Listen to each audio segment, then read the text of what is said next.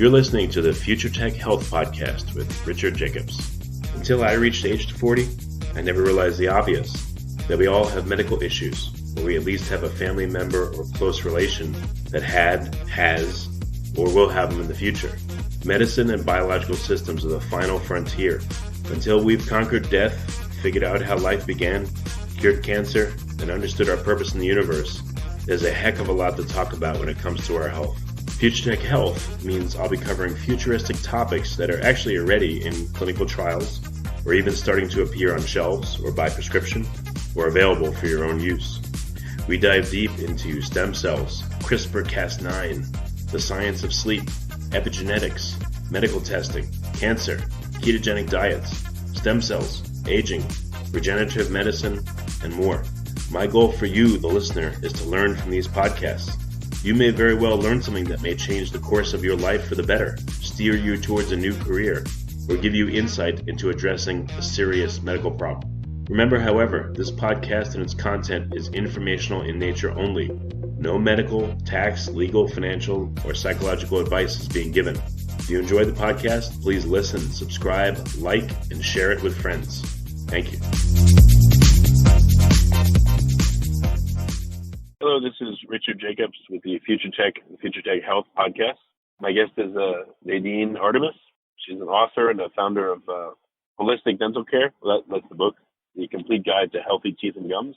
She's also the creator of Living Libations, a line of serums, elixirs, and essential oils for those that are looking for pure botanical health and beauty products. Nadine, thanks for coming. How you doing? I'm good. Thanks for having me on. Yeah, what led you to write a book about dental care? Seems like, for some people, an obscure topic. Yeah, well, it's kind of an obscure topic, but on one hand, should it be? Because we all have teeth and mouths, and we're trying to figure out how to not, have cavities and fillings and root canals. But yeah, it is obscure, and it's maybe even further obscure because I am not a dentist. But that is where I found a gap in how we care for our teeth. When I was delving into my research in my 20s, I was doing a lot of research on health in general. And I did find, you could find a lot of things about the body and a lot of different holistic methods to care for, whether you had a headache or a stomach ache or different methods. I found that there was a big gap in oral care. And at the same time, the health of our mouths really is connected to and really reflects the health of our bodies.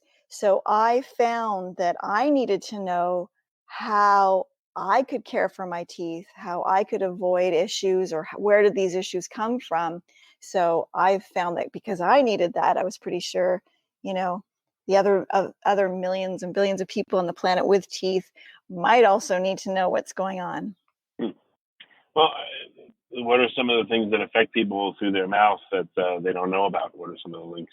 Well, I think one of the things that's really important for us to understand is, I can say that the teeth are connected to the rest of the body, but I think we kind of need to understand it a bit more so that we can see how issues are created.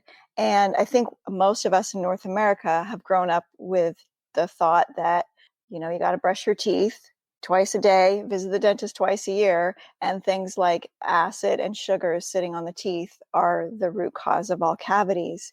But it's actually more interesting than that and more nuanced than that. And it's not really the issue of sugar and acid sitting on our teeth. The teeth are connected in a much more systemic way. And the main thing that it's really great for all of us to understand is that the teeth are kind of like tree roots, or they bring up the roots of the teeth, bring up nutrients into the teeth, just like the tree roots bring up nutrients from the soil. And these nutrients that come to the teeth via the blood system, once the blood enters the tooth into the pulp chamber, it actually turns into a dentinal lymphatic fluid. And it's this lymphatic system that is really key for us to know about, so that we can understand how teeth can stay strong and healthy. And so this lymphatic nutrient dense fluid comes up into the pulp chamber, and then from there part of the tooth called odontoblast shoots that up onto the surface of the teeth, where it is like microscopic sweat. And this fluid coalesces with our saliva to prevent cavities, to take care of the mouth's microbiome, the microbiome being the balance of bacteria in our mouths, of healthy bacteria, not just pathogenic bacteria. And this method is what I like to refer as the invisible toothbrush, because of course our bodies were designed with a way for the teeth to take care of themselves, right? We weren't just, our body is to help with that system, not just toothbrushes and toothpaste. And so when this lymphatic system gets challenged or suppressed through things like spikes in blood sugar, a lack of minerals in the diet, stressful hormonal times like pregnancy or teen years, also just like a poor diet in general, or chemicals. All of these things can suppress the lymphatic flow so that it actually stagnates, or the worst case scenario is that it actually reverses. And so then the teeth, rather than being these like trees drawing up nutrients into the tooth, this lymphatic system reverses, and then the teeth kind of become like a straw, and they suck in viruses and bacteria from the mouth into the tooth once this system gets reversed. And that's actually the genesis of decay.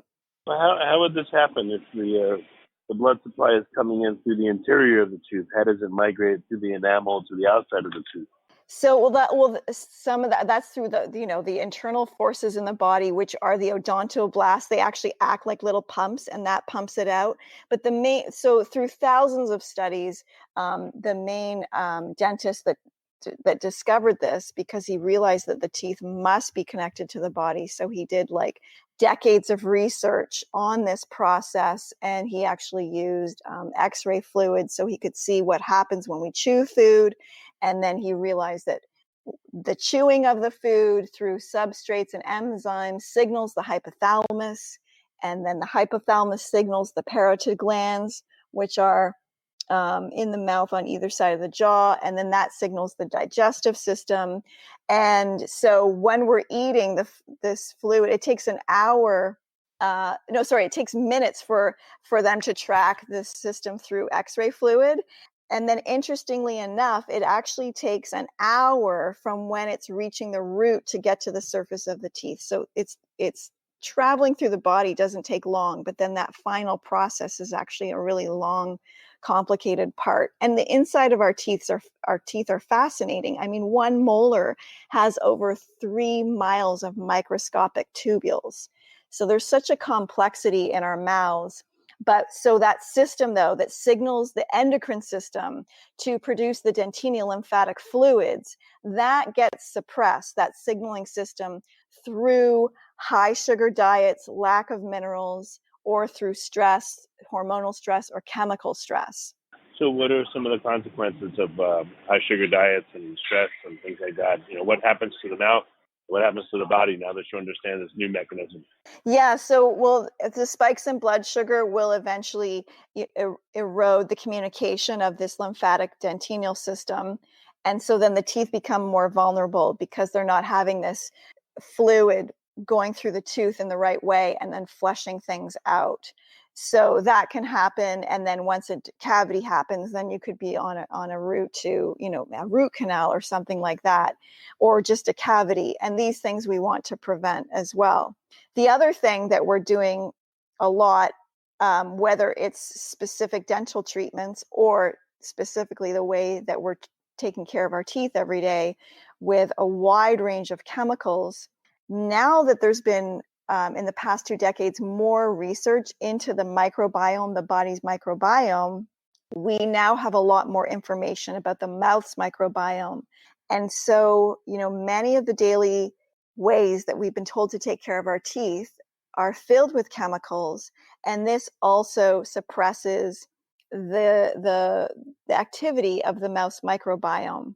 So whether it's chemicals that are mutating or literally killing off beneficial bacteria, things like triclosan, chlorine in our water, the various ingredients in toothpaste, like sodium lauryl sulfate, that also makes our gums. What does that do, for instance? Well, that makes the gums prone to bleeding.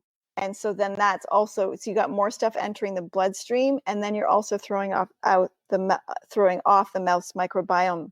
So like if you look at something like strep, which is a bacteria that everybody has in their mouths, and strep causes cavities. However, not everybody with strep is getting cavities in their mouths. So what researchers are now understanding is that through losing bacterial species, we are getting rid of bacteria that keep other bacteria in check. So it's not necessarily the presence of strep in the mouth, but strep that's kind of missing its ancient bacterial buddies, so to speak. And so it's not having the other beneficial bacteria that can just keep things in check. So we really have to think about, all the things that we're putting on in and around our mouths to keep the beneficial bacteria happy. What about people that breathe a lot through their mouth versus through their nose? People that have dry mouth a lot, lack of saliva, things like that. That's definitely something you want to take care of, especially with children, because the development of their face will actually be different if you're mouth breathing. So yeah, you got to look at, if it's sort of structural, then you may need the help of an osteopath or a chiropractor. Maybe there needs to be a skull sort of adjustment or something with the neck with the proprioceptions off. And there are also specialists that specialize in TMJ and myofascial structure. And there's many therapists that also do Skype calls and sessions so that there's exercises you can do to take care of that. It could also just be allergy related. Maybe it's not like a really obvious allergy, but there could be a sensitivity to dairy that is creating more mucus, that is creating that kind of mouth breathing. So you may need to sort of look at, an elimination diet that can be easily Googled. And that's just about weaning off things like sugar for a few days, testing that, just seeing how you feel, and then, move through dairy, soy, kind of all the big sort of allergy areas for people. So you definitely want to take care of mouth breathing, not only for the structure and for the health of your body, but also so you don't have things like dry mouth, because we really do need the saliva to lubricate our mouths, take care of the microbiome, and also it's bringing nutrients to the teeth as well. So what are some of your recommendations, or what are some of the products you've created that will help people? Well, generally I like people to think with these three things, which is stop, seal, and seed. So for stopping, you may have to reassess, for example, the mouth breathing that we just talked about. And you want to look at stopping things that are dentinal lymph suppressors, like a high sugar diet. You also want to look at things like if you've got mercury fillings in your mouth, and you want to stop using synthetic dental products. For example, just a classic mouthwash, that's in the drugstore. Those kind of mouthwashes have been studied to show that they create 36,000 cases of mouth cancer a year, oral cancer a year. So there's other things in there that aren't so good. You don't want to be brushing with triclosan, which is like an antibiotic that will suppress healthy bacteria as well. It's actually, triclosan's been banned in hand sanitizers, but not yet in toothpaste. So that's kind of interesting. So you want to. What are some of the things in mouthwash and toothpaste? You mentioned sodium lauryl sulfate. What are some of the other components of toothpaste or mouthwash that cause problems in the mouth? So it's like the synthetic alcohols in the mouthwash, sodium lauryl sulfate. There's often the abrasive level of toothpaste can be quite strong with the various additives that they add to create grit. There's also things like, the warning labels on toothpaste are interesting too, because they're like maybe harmful if swallowed. And also glycerin is not good either. That might be in more of your health food store toothpaste. And what that does is it has an invisible coating on the teeth, and it doesn't easily rinse away. So this invisible coating doesn't allow the saliva to access the enamel and do its job. So we want to clear out. Yeah. Would it actually be healthier not to brush your teeth every day? Only Well, periodically, and maybe brush them with just a mechanical instrument, no toothpaste? Well, I do find there's some really simple household items that actually really help the mouth and help alkalinize it. I do make tons of gorgeous and effective oral care products like toothpaste and dental serums for the gums and ozonated gels. However, anybody can just start right now with sea salt and baking soda, or you don't even need both of those. So I love baking soda. So if you just ditched all of your drugstore items right now and just use baking soda for the rest of your life, you would be way ahead of the game with that simple switch. Why? And Because anybody can do that. You're brushing with a high pH solution. You're brushing with an alkaline solution. Yeah, so the alkalinity is great, and you get that with sea salt or baking soda. And I recommend that people put a pinch of sea salt or baking soda in a glass of water and swish that through their mouth before they even start brushing. And then you can even do that after brushing. That's also a really good tip for kids too, because they're just not going to get all the plaque off their teeth because they don't have the skills to brush that diligently. And sometimes they don't have the motivation either. So that's a great thing to do. And then with the baking soda, you've got a very fine, low abrasion level. And that just really helps to clear off the plaque. And we do need that. I like to use a dry brush with a pinch of baking soda. And that's just will really help the mouth and along with the gums. There's also a really fun thing that was developed by Dr. Paul Keyes, and he was an oral surgeon, and he really wanted to help people prevent gum loss. So that's when the gums start receding off the teeth and the gum pockets go from a 1-2 to like a 7-8-9. And that's a very important thing to take care of. You do not want your gums to recede because the enamel under where the gum should be doesn't have it's not the same enamel that we have on the teeth part, the part of the tooth that's exposed. And so it's very easy to get dental cavities along the place where the teeth and the gums join. So I like to suggest that we want nice turtlenecks of gums around our teeth, and we don't want it getting into like a cowl neck situation or a V-neck. So you want to really keep that area happy. And it's very important too to brush the right way. So just like from the gum down, not up and down. And you don't want to apply a lot of pressure. Your toothbrush bristles should look the same 6 months from now as from the day that you bought it. You don't want these splayed bristles. And everybody needs to be brushing with a soft head. There's no time that you want to have harsh bristles for brushing your teeth. So that's also very important. And so the baking soda can just clear away the plaque. And, it's so affordable. Everybody has access to it. And that, will literally turn your mouth around and put it in a positive direction. Now, for a lot of things, you're going to want to have what I call the botanical biotics, which is where we bring in botanical extracts, which are the things that we put into our dental serums and our toothpaste so that they can be further activated and healing can take place a lot faster for things like bleeding gums or helping rebalance the bacteria in your mouths or get rid of, bad breath and that kind of stuff. So some of those beautiful botanical biotics are things that have been used for thousands of years cross-culturally and transhistorically, things like cardamom, tea tree, frankincense, rose, cinnamon, clove, frankincense, myrrh. Those have all have, some good track records of being used for thousands of years. And what's really interesting now with the study of the microbiome is that we now have scientific research that's showing why those botanical extracts, those ingredients, are also beneficial because scientists now see that things like clove and frankincense, they have something that they call QSI, which are quorum sensing inhibitors. So these plant extracts prevent pathogens. So we've got the friendly bacteria, the beneficial bacteria, and the pathogens.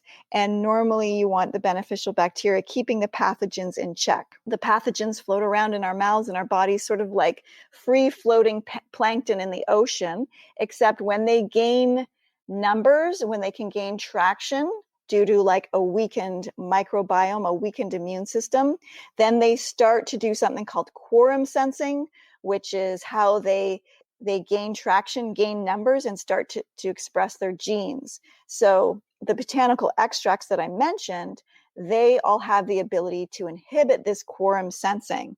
And they're also able to bust through biofilms in ways that antibiotics cannot always reach. And there's not the problem of antibiotic resistance. Plus, many of these botanical extracts are also really great at, cleaning up the pathogens, but working with the beneficial bacteria, which is so ideal for our mouths. So then we can take care of the pathogens, but keep feeding the friendly bacteria. And so what botanical extracts are these mouthwashes, or what? How do you consume them or use them? Yeah, so the all the ones that I've mentioned, like frankincense, clove, cinnamon, etc., how we use them in like toothpaste, for example. So we'll put those together with other classic ingredients like baking soda and clay or charcoal and make paste out of that. And then for our dental serums, we run those ingredients through ozone, and then we make an ozonated gel. And then we also have what we call dental serums, which are very concentrated drops. It's liquid. And with these dental serums, one's called Happy Gumdrops. We've also got a mint and myrrh one. So these, you can add a drop to your water to freshen breath. You can add a drop to your toothbrush along with your baking soda. You can massage them along the gum line. You could add them to water. And then we also have a syringe that you can use. It's a blunt tip syringe. And then you can get these serums up into the gum line. And another fun thing to do is to take one drop of the serum, slide it along a piece of floss. And then when you're flossing, you're able to deliver these potent quorum sensing inhibitors to the tiny spaces in between the teeth, which is also beneficial to gums, especially if when you floss, your teeth bleed. And that's all part of the sealing phase of the stop seal. So these extracts and things like baking soda can alkalinize the mouth. They can help to seal the gum. They can be used as swishers to, when you're instead of using a classic commercial mouthwash, you can add them to water with your pinch of baking soda. Then you're alkalinizing and freshening your breath. Baking soda is also good for whitening. And that's part of the seal and heal. And then the seeding phase is when you're also introducing beneficial bacteria back into the environment. So I like to think of the body and the mouth as sort of this bacterial bank account. And you want to keep this system of bustling bacteria alive, and you want to have sort of diverse investments in this bacterial bank account.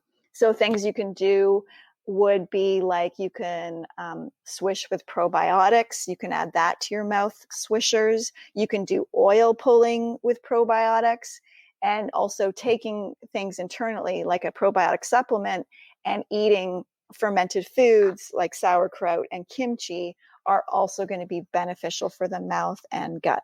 Oh, why would sauerkraut and kimchi? Interesting. Why? Because they just happen to have beneficial bacteria that the mouth likes, or yeah. So there's a lot of probiotic activity in there, and so when our guts are happy, that's also going to create a happy mouth, because the gut microbiome and the mouth microbiome are completely interconnected. So we want to think of feeding both those systems. And then what's also fascinating is that probiotics, they've done a lot of studies on that in dental care. And again, so you can take the probiotic supplement, which like the different bacteria you're getting, but also know that, a bottle of kimchi is going to have a variety of probiotics in it as well. But there's different studies been done with a variety of lactobacilli and also bifidobacterium. And they've all showed that they have the ability to adhere to the saliva, inhibit the proliferation of periodontal pathogens, and they've also been studied to show that they reduce cavity-causing bacteria and plaque. How does the mouth microbiome interact with the gut microbiome? Do you know any scientists that are working on this, or what's your understanding of it?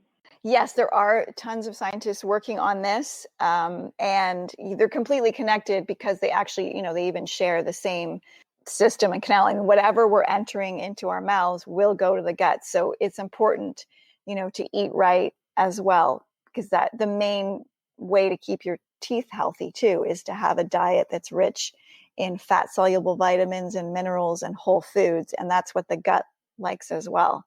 Yeah, if you think about it, the bacteria in the mouth, I guess, get first crack at the food.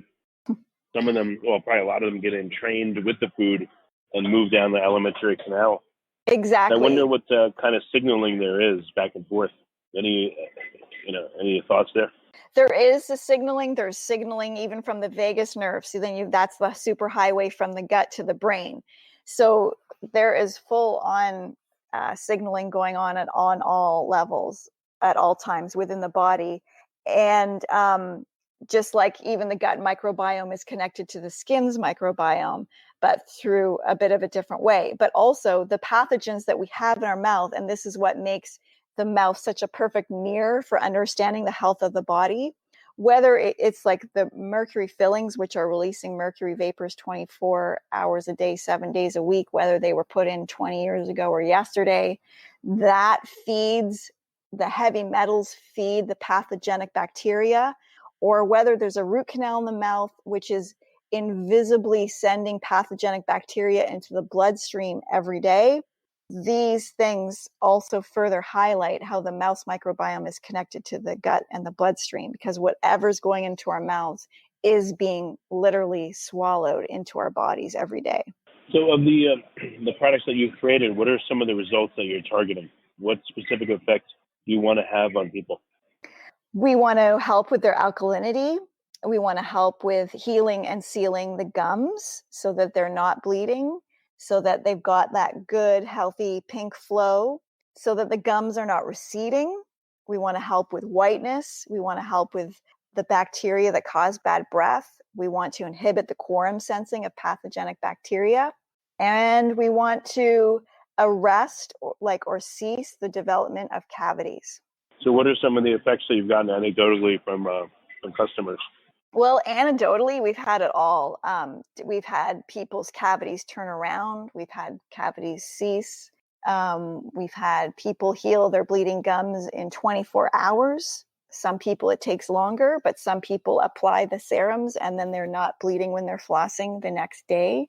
We've had tooth sensitivity cleared. We've had whiteness get whiter. We've had people just go to their dentist. So many people go and they're like, I don't know what you're doing, but keep it up. So people are having cheaper, shorter dental visits. It's good. We get beautiful emails every day. So where are you taking this? What's your goal? Over the next 6 months or a year, a few years?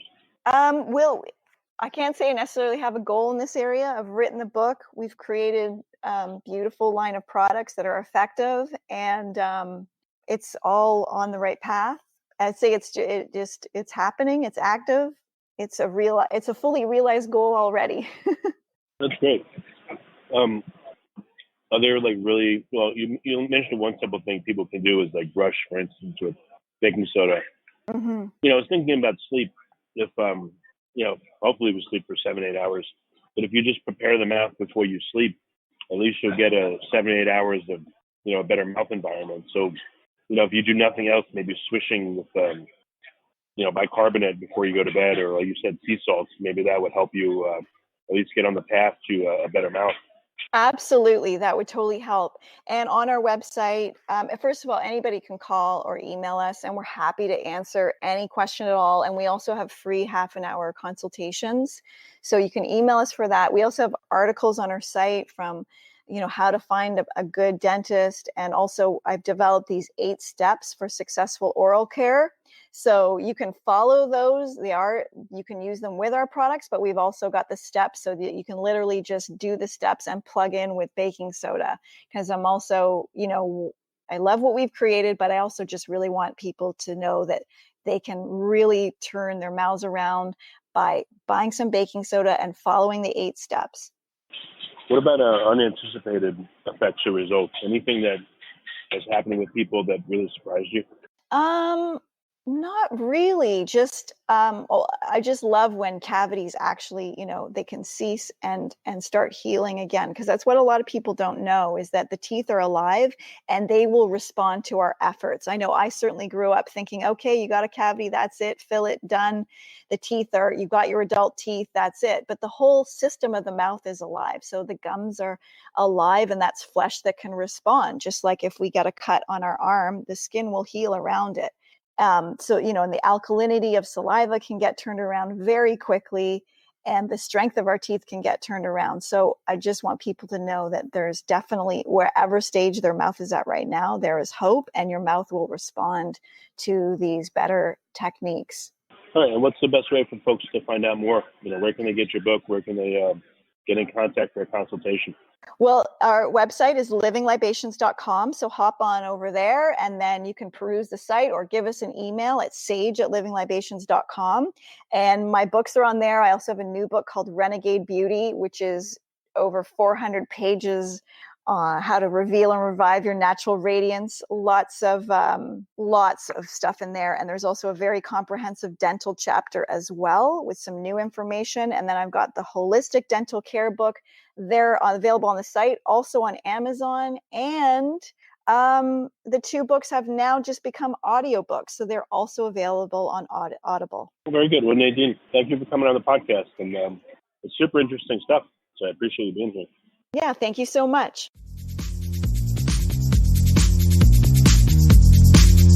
You're listening to the Future Tech Health Podcast with Richard Jacobs.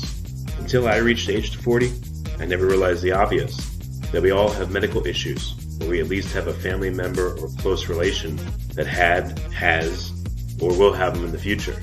Medicine and biological systems are the final frontier. Until we've conquered death, figured out how life began, cured cancer, and understood our purpose in the universe, there's a heck of a lot to talk about when it comes to our health. Future Tech Health means I'll be covering futuristic topics that are actually already in clinical trials, or even starting to appear on shelves or by prescription, or available for your own use.